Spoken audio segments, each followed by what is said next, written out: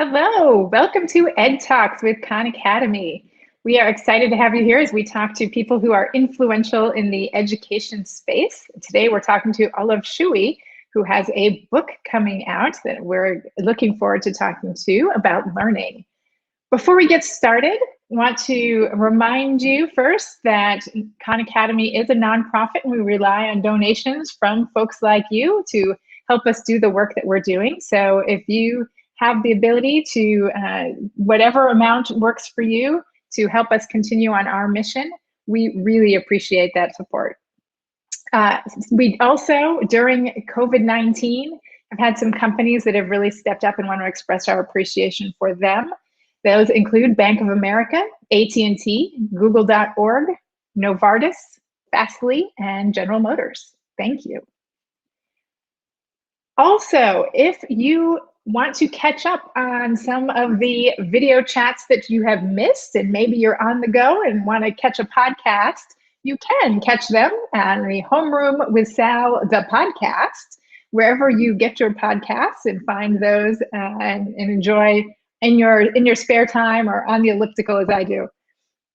And so today, as I said, we have an author with us who has today released in the US, Learn Like a Pro, Science-Based Tools to Become Better at Anything. Olav Schewe is joining us today, and we are looking forward to talking about learning. Welcome, Olav. Thank you. It is great to have you here. So first, as we get started, I like to just find out from people how they got to be interested in learning. Most of us were students at some point and struggled or at different points with learning and how that came in, but not everyone takes that and says, I'm going to become an expert at this thing. So how did you take that journey? So we need to go back to junior high school when I was a quite average student in most respects. And I noticed that around that time, that's when we started getting grades on the tests that we were doing. And I found out that I was sort of quite average and other students were doing better. And I struggled to reach the top of the grading score, the grading scale. And so I assumed that in order to get good results in school, you had to be very smart. And I had a worldview that some people were born extremely intelligent and they did well, and the rest didn't stand a chance to do well in school. But then I also discovered that those in class who got the good grades, they had other study habits than I had. They had other study methods. And so I thought, what would happen if I adapted the way I studied? So I started reading about how to learn. And that eventually helped me improve my results in school. I eventually graduated with the highest grade point average in high school. I was admitted to the University of Oxford. And so I really benefited in my life from learning about learning. And once I was done with my education, I wanted to help others learn how to learn. So that's how great. I got into it. So what was something that back in those days that you actually tried and you found to be helpful for you? So back in those days, typically when I was reading, I thought that the number of times you read through something, the more you read something, the better. So if I read through a chapter 3 times, for example, that would be great. And that would be 3 times as good as if I only read through it once. What I discovered, however, was that even after reading it 3 times, I didn't necessarily remember it so much. And if I slowed down and stopped to think about what I was reading, checking if I had understood it, I retained much more. And so that was just one small discovery, and I made tons of these discoveries. I also tried a lot of things that didn't work very well. For example, I listened to audiobooks at night during sleep and thought that might be a very efficient way to learn, but I woke up very grumpy and tired. So, but I did a lot of this experimenting back and forth, and eventually found some really good ways to learn. Yeah. I had a friend who used to read her notes and then similarly play them when she slept. And she realized it was actually not the playing them when she slept, but it was like reading through and saying the notes in her own words again that was actually helping her learn. And she didn't need to play them while she was sleeping to get the benefit of that. She could get some Definitely. better sleep. Exactly. I also had that reading piece was my experience as well. Like, you feel like if I just highlight the right things and then keep rereading them, that must get it into my brain. And turns out that's not how it works so much. Yeah. Or also So, what many people will do is that they paraphrase, for example. So they have something written in a book and then they just copy that over to their own notes, and it can take a lot of time and it takes a lot of effort. But you might transfer something over onto another paper, but it doesn't transfer into your long-term memory. Yeah, absolutely. So before we get more into that, let me also ask, so I know you did this language learning experiment in Buenos Aires, Argentina. Tell us a little bit about that. Yeah, so I've always been interested in languages and foreign cultures, and I've been wanting to learn Spanish for quite a long time, actually. But learning a language is such a massive, big task, and I never really had the time to focus on it and really pursue it. But then I had some time right before the pandemic, and I thought, now I've spent so much time learning about learning, so I created a challenge for myself where I tried to see if I could become fluent in Spanish in just 1 month by applying the best techniques for learning that I had come across, and by focusing on it fully for 1 month. And I did it, and 1 week ago I released a documentary about it. That's on YouTube, in case you want to see how it all That's where I went. saw it. Excellent. That is great that you got to do it right before the pandemic hit. We all had to stay home too. Good timing. Yeah, that was actually excellent timing. It was just right before everything closed down. Excellent. That is great. Well, as you said, I caught it on YouTube as I was looking at, kind of doing some research for this show, and was interested to see what you had done. So, what prompted you to write this book? So this book is a joint project between myself and Dr. Barbara Oakley, who's also written several other books on learning. And we connected a few years ago. We both published our first book about learning in 2014, and both books did fairly well. And then a few years ago, we connected. We found we sort of found a lot of common ground, and we decided to write the next book on how to learn, taking into account everything we had learned since the last book that we wrote about learning. And we also felt that people now are so busy, there's so much to do, there's so many things to learn, that there was a need for a very concise, to the point book that explains what you should do, but also why, but in a very concise manner. So we challenged ourselves to write a very handy book, and that book was published today. Great. So viewers, there's a reminder, you can put questions in the chat here. So let's dive into some of the pieces about learning. So one of the big pieces about learning is, how do we move things from kind of that working memory where it's active and we're able to manipulate things, into our long-term memory where we can access it later and think about where things are. What are some good ways to be able to do that, to get that information into long-term memory? So there are several, of course, but what psychology has found is that one of the most robust and best techniques is retrieval practice. And it's funny, because when we're learning, we often want to place things into long-term memory. But it turns out the best way to get things into long-term memory is to take it out, retrieve it out as many times as possible. So retrieval practice can be really anything where you try to remember what you just read. It can be closing a book after you read a chapter and then trying to recall what you just read.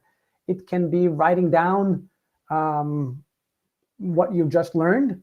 It can be studying with flashcards, for example. You're learning foreign vocabulary. You see the word in English on one side, and then you try to remember what the foreign language version was that's on the other side.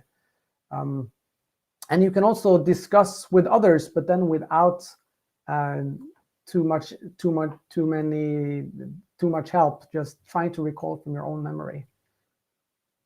Yeah, it always strikes me that when you're trying to remember something, what you're doing is you're pulling it out of memory. So that's what you should practice doing, is pulling things out to be able to access them. That always makes sense. It's almost as if, if you were storing something into the forest, and it can be easy to forget where it's stored, but if you make a path and you walk that path, back and forth enough times, that vegetation will break down, and then you'll have a very solid path that makes it easier for you to access, whatever you've stored there. And so yeah, it's really about using what you learned, not just passively absorbing but actually actively using it and bringing it out of long-term memory.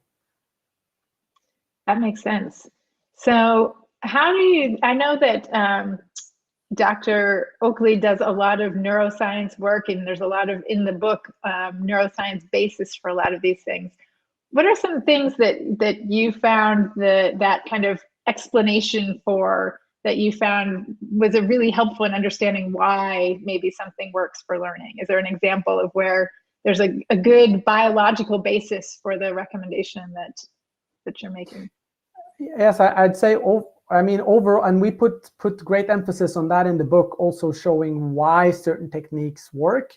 And what I find is that when you understand a little bit of the neuroscience, it becomes much easier to use good techniques, because you get a much richer understanding of the techniques, so you can apply them a little bit better in the right situations, etc. And so one of the things that I found very, very helpful from neuroscience, which Barb has been teaching for a few years, is this difference between the task positive and the task negative networks, which we call the diffused and the focused mode of the brain.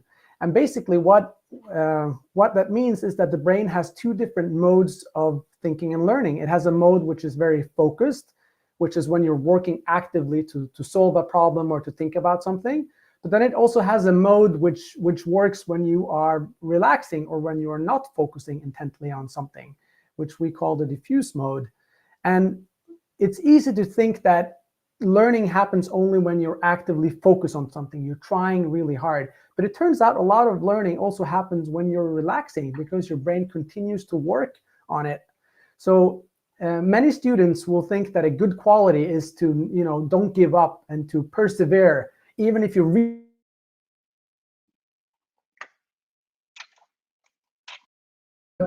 actually, in those type of situations, what you need is this diffused mode that works when you are not focusing, because that can access information in a whole different way. It can help you connect ideas. So sometimes taking a break can really help you while learning. And this is something you probably noticed as well, that you're struggling with a problem in the evening, then you go to sleep, and the next morning you have a solution. It's because this diffused mode keeps working on things in the background, and you can use this actually more day to day. If you're really struggling with something you're learning, take a break or do something else and then continue later. Understanding these two modes, for example, has helped me a lot in my own learning. Awesome. That is great. So is that like when, is that part of the explanation of why when I used to walk my dog, sometimes it would seem like, I'm not paying attention to anything, but then all of a sudden, like when I would come back, I would seem to sit at my computer and have lots more thoughts about the thing that I was working on instead of.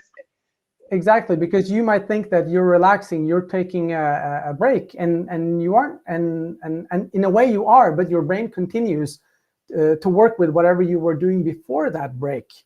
Another term for this in psychology is the incubation effect, that sometimes you have a problem, something that needs to incubate a little bit. Right. And it's also what happens if you struggle to recall the name of a person. You might see someone on the stream and it's like, oh, I know that person, but you just can't you just can't recall the name, and then all of a sudden, half an hour later, it kind of falls down from the sky.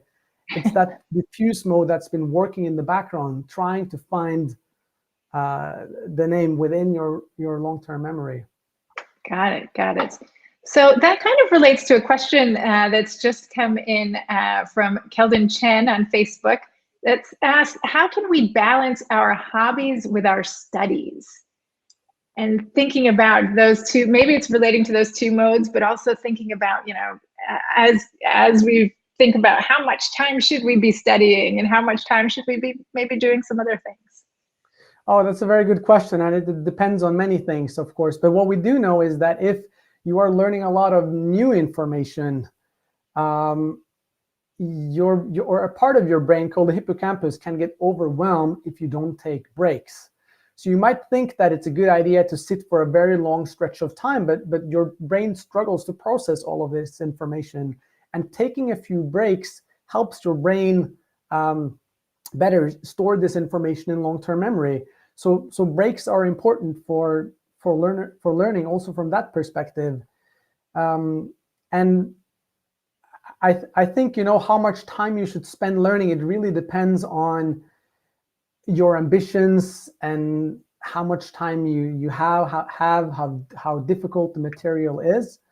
But I've always felt that if you're a full-time college student, for example, and you sit and work for 8 hours a day at a kind of normal work day, you should be satisfied with your effort for that day. And there's actually research showing also that students who study too much actually do worse, because if you sit for too long of a time, you also tend to become more ineffective, and at some point it tips if you just keep adding more and more hours. That makes sense. That again, it comes back to those breaks and giving your brain a chance to rest. That all makes sense. So it also relates, we're heading into summer, at least here in this hemisphere. And I know lots of parents are thinking about, how much academic time should they be spending this summer with their kids, and thinking about, worried that they didn't achieve everything they wanted to through the last school year because of all of the pandemic closures. But as we think about learning outside of the classroom, are there particular tips and tricks when you maybe don't have the whole structure of school around you, but things you can do to still keep learning when it's maybe in a less formal space? Yes, of course, and there's tons of things you can do. What I would say, though, is that, and we talked a little bit about this earlier, that a lot of learning is hard work, especially when you're enrolled in school and you have all this curriculum and you have to go through it and you only have this amount of time, and the most efficient way to learn it might be a little bit hard. And so I would say that, also during the summer, it is important to take a break and to recharge a bit and to be ready for the new school year. And I think it's healthy and good if the kids, at the end of the summer, miss school and want to come back rather than being exhausted. But learning doesn't have to be boring or hard work either. There's a lot of learning that can happen that is fun and that is an enjoyable activity. And so I would say, especially during summer, try to find things to learn to do that the students enjoy. And there's another added benefit to this as well, and that is that, especially if you let curiosity be an important driver, so you choose yourself what you want to learn, you follow your curiosity. If you do that, you actually learn more effectively as well, because getting your curiosity satisfied leads to dopamine production in the brain, which strengthens memories in long-term memory. So curiosity can be a very strong driver for learning, and letting curiosity to lead you is definitely recommended. I love that. Are there ways that parents can help kind of nurture their kids' curiosity, or help urge them to ask those questions and to be curious about the world? I think if you can expose kids to novel things, novel and environments, most kids already are quite curious about things. So I mean, there's lots of things that you can do to stimulate that, and also ask good questions, so that instead of just going through content, or for example, if you are discussing the First World War and the Second World War, and you can talk about, you might dive straight into something and say, okay, now we're going to cover how why the Second World War came about. But if you instead try to lead up with an interesting question, for example, that most of Europe was in ruin and so many people had died and countries were poor and so many families have lost family members, why did another major war break out?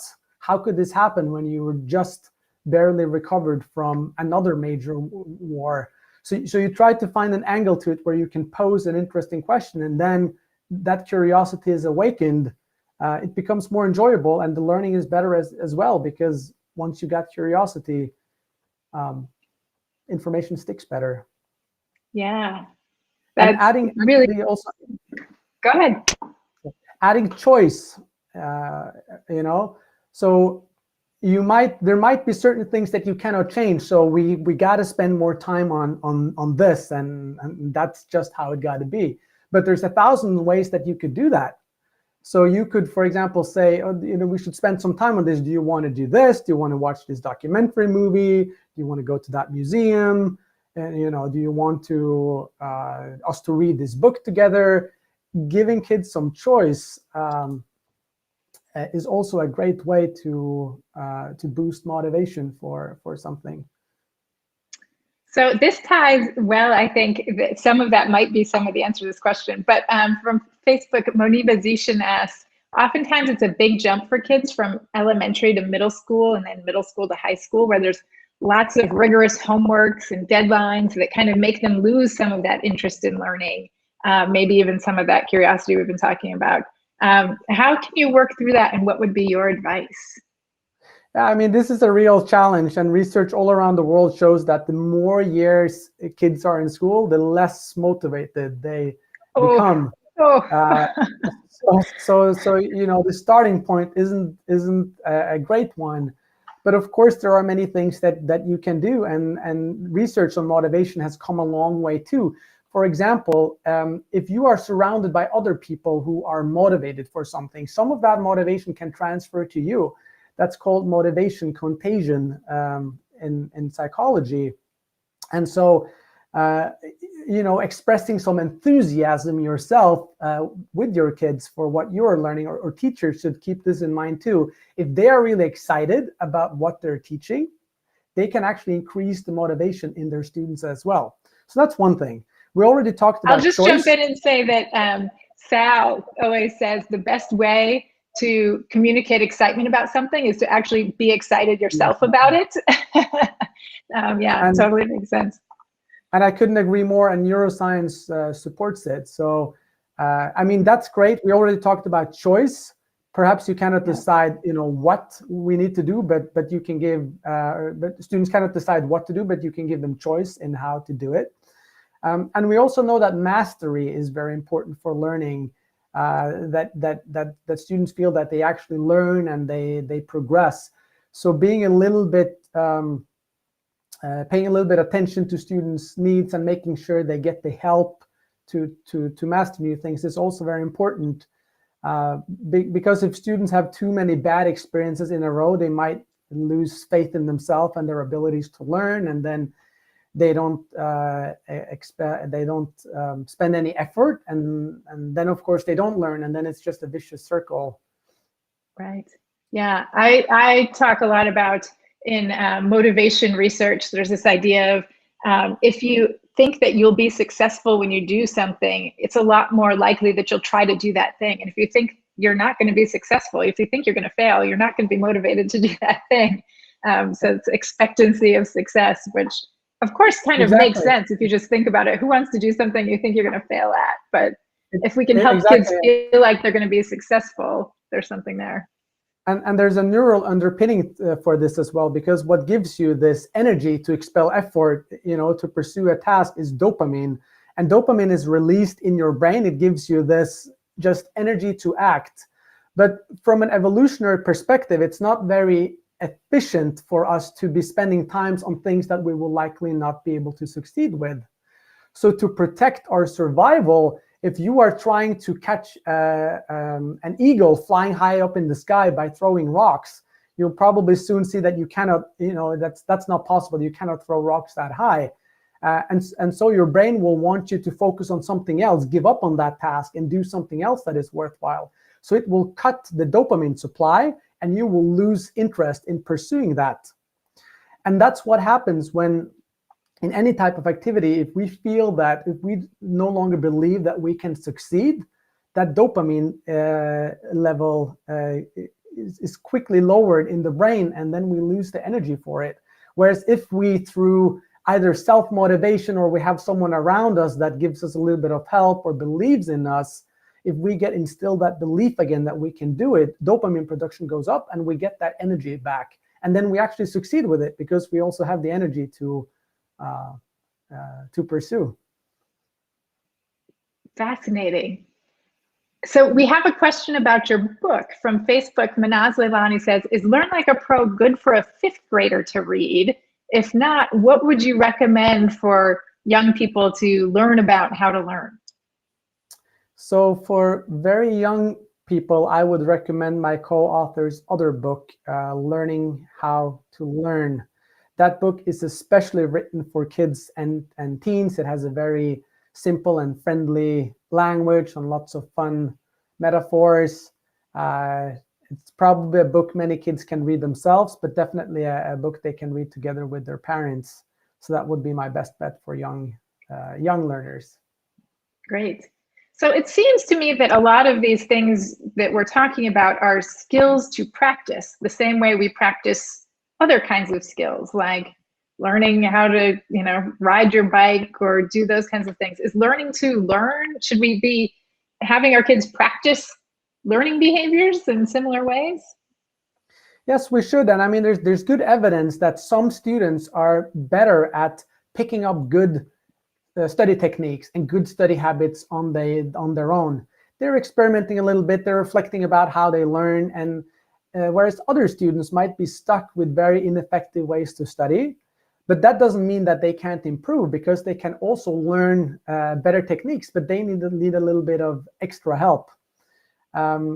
And so learning as a skill is important as well, and should be honed and sort of throughout life, not only during early years, but learning challenges and context keeps changing throughout our lives. But one of the things that can help you in any learning situation is being metacognitive, which is a very fancy word for thinking about how you are thinking. And I mean, research shows that some people does this more naturally. They take a step back and they, look at how they're learning, and they're asking themselves whether they are working in a smart way or whether they should change something. But this is also something you can practice, with your kids. If you're learning together, and you can ask your kids questions about how they've been learning that forces them to reflect. For example, how are we going to learn this? What do you suggest?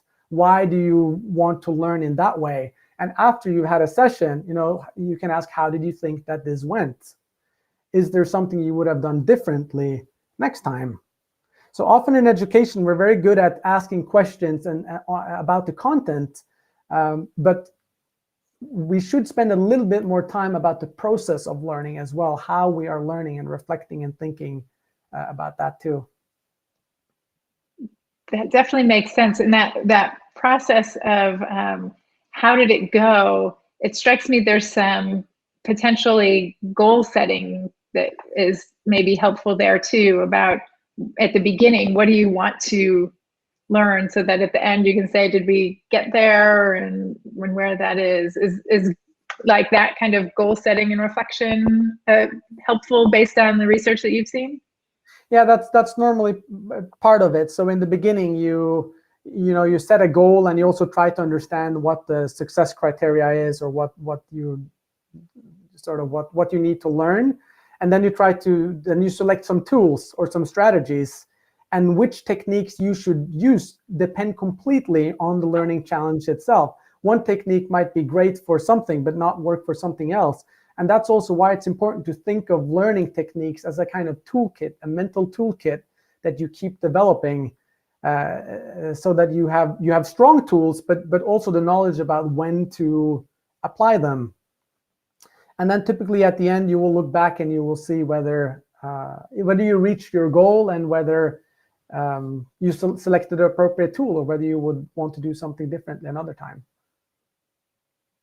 That makes sense. So that seems like a good note to leave us on, a mental toolkit that you develop throughout your life. I like it. Thank you so much for joining us today. Just brush the surface. 30 minutes always goes by so fast. But for people who were interested, pick up the book, Learning Like a Pro, Learn Like a Pro, out today. We're actually going to have Dr. Oakley on June 15th. She also has a book aimed particularly at teachers that is also interesting that we're going to talk to her about. So stay tuned for that, and we will see you next time. Thank you for joining us.